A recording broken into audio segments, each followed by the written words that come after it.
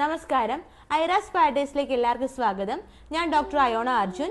ഇന്ന് ഞാൻ നിങ്ങളോട് ഷെയർ ചെയ്യാൻ പോകുന്ന ടോപ്പിക് അഭ്യംഗത്തിന്റെ പ്രാധാന്യത്തെക്കുറിച്ചാണ്. രൂക്ഷ ഉഷ്ണ പ്രധാനമായ ഉത്തരായന കാലത്ത് നിന്ന് ദക്ഷിണായന കാലത്തിലേക്കുള്ള പ്രവേശനത്തിനെയാണ് നമ്മൾ കർക്കിടകം എന്ന് പറയുന്നത്. അതായത് ഉത്തരായന കാലത്ത് നമുക്ക് വാദപ്രകോപന അവസ്ഥ ഉണ്ടാകുന്നു. അതായത് നമ്മുടെ ദോഷങ്ങളായ വാദദോഷം കൂടി നിൽക്കുന്നു. അത് വീണ്ടും ദക്ഷിണായന കാലത്ത് വീണ്ടും വർദ്ധിച്ച് രോഗാവസ്ഥയാവുന്നു. അങ്ങനെയാണ് ഈ സമയത്ത് എല്ലാവർക്കും വാദരോഗങ്ങളൊക്കെ അഗ്രവേറ്റ് ആവുന്നത്. ഈ അവസ്ഥേനെയാണ് നമ്മൾ വാദദോഷ പ്രകോപന അവസ്ഥ എന്ന് പറയുന്നത്. നമ്മുടെ ആയുർവേദത്തിൽ പറയുന്നത് എന്താന്ന് ചോദിച്ചാൽ, ഒരു ദിനചര്യയുടെ ഭാഗമായി നമുക്ക് ഈ അഭ്യംഗം ഡെയിലി ചെയ്യുന്നത് വളരെ നല്ലതാണ്. നമുക്ക് സ്വന്തമായിട്ടും ചെയ്യാവുന്ന ഒന്നാണ് ഈ അഭ്യംഗം എന്ന് പറയുന്നത്. അതിനൊരു ഉത്തമ ഉദാഹരണം എന്ന് പറഞ്ഞാൽ, നമ്മുടെ മെഷീൻസിലൊക്കെ അതിന്റെ മെച്ചപ്പെട്ട ഒരു പ്രവർത്തനത്തിന് വേണ്ടി നമ്മൾ എണ്ണ ഒഴിച്ചു കൊടുക്കില്ലേ, അതുപോലെ തന്നെ അതിന്റെ ഒരു കറക്റ്റ് ആയിട്ടുള്ള ലൂബ്രിക്കേഷൻ വരാനും അല്ലെങ്കിൽ അതിന് ആ ഒരു ഫംഗ്ഷൻ ഒക്കെ ഒന്ന് പ്രോപ്പർ ആവാനും വേണ്ടി നമ്മൾ എണ്ണ ഒഴിച്ചു കൊടുക്കുന്ന പോലെ തന്നെ നമ്മുടെ ശരീരത്തിന് ഇത്തരത്തിലുള്ള മസാജസ് ഒക്കെ വളരെ അത്യാവശ്യമാണ്. എണ്ണ തേച്ചുള്ള കുളി വളരെയധികം ഇമ്പോർട്ടന്റ് ആണ്. കർക്കിടക മാസത്തിൽ ഏറ്റവും പ്രധാനമായ ഒരു ചികിത്സാ രീതിയാണ് അഭ്യംഗം. അതിനെക്കുറിച്ച് കൂടുതലായി ഞാൻ വിവരിച്ചു തരാം. ചരക സംഹിതയിൽ ഏറ്റവും വളരെ നല്ലൊരു ഉപമ പറയുന്നത് എങ്ങനെയാണെന്ന് ചോദിച്ചാൽ, നമ്മൾ ചെടികൾ അല്ലെങ്കിൽ മരങ്ങൾ വളർത്തുമ്പോൾ നമ്മൾ വെള്ളം ഒഴിച്ചു കൊടുക്കുന്നു.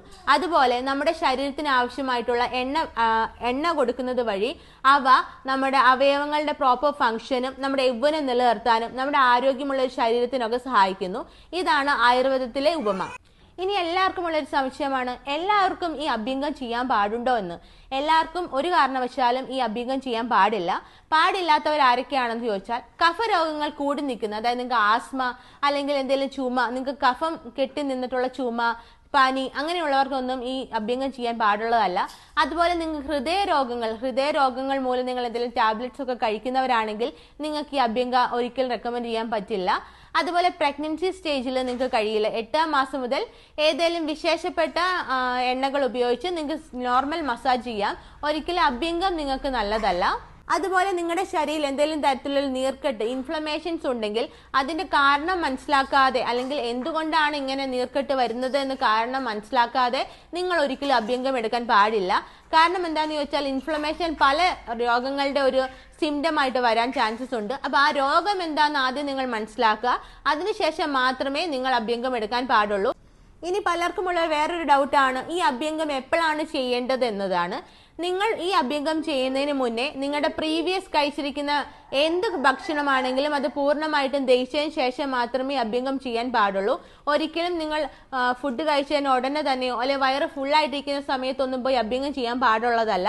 അതുപോലെ ഇത് വെറും വയറ്റിൽ ചെയ്യുന്നതാണ് ഏറ്റവും നല്ലത്. സാധാരണ അഭ്യംഗ അല്ലെങ്കിൽ ഉഴിച്ചിൽ 7 പൊസിഷൻസിലാണ് ചെയ്യുക.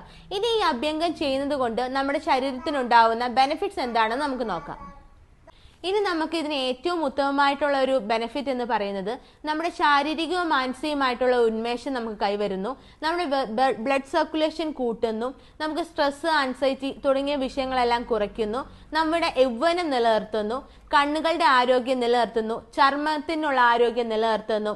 അതുപോലെ നമുക്ക് നല്ലൊരു ഫ്ലെക്സിബിലിറ്റി കിട്ടുന്നു. സ്ഥിരമായി നിങ്ങളുടെ ദിനചര്യയിൽ ഒരു അഭ്യംഗം നിങ്ങൾ പ്രവർത്തിച്ചു വരുവാണെങ്കിൽ, എന്തെങ്കിലും ചടവോ ഒടിവോ ഒക്കെ നിങ്ങൾക്ക് ഉണ്ടാവുകയാണെങ്കിൽ അതിന്റെ ദോഷങ്ങൾ, അതിന്റെ സിവിയറിറ്റി അല്ലെങ്കിൽ കോംപ്ലിക്കേഷൻസ് കുറയ്ക്കാൻ ഈ അഭ്യംഗം നിങ്ങളെ സഹായിക്കുന്നു. സാധാരണഗതിയിൽ ഈ അഭ്യംഗം ചെയ്യുന്നത് 1 മണിക്കൂറാണ് അല്ലെങ്കിൽ 45 മിനിറ്റ് ഒക്കെയാണ്.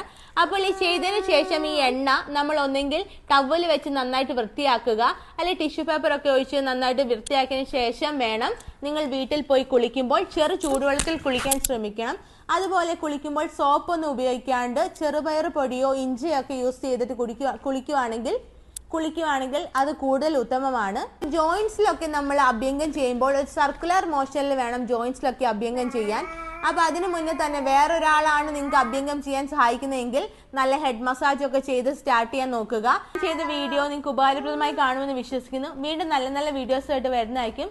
അതുവരെ എന്റെ ചാനൽ സബ്സ്ക്രൈബ് ചെയ്യാത്തവരാണെങ്കിൽ ഒന്ന് സബ്സ്ക്രൈബ് ചെയ്ത് സപ്പോർട്ട് ചെയ്യണേ. Thanks for watching.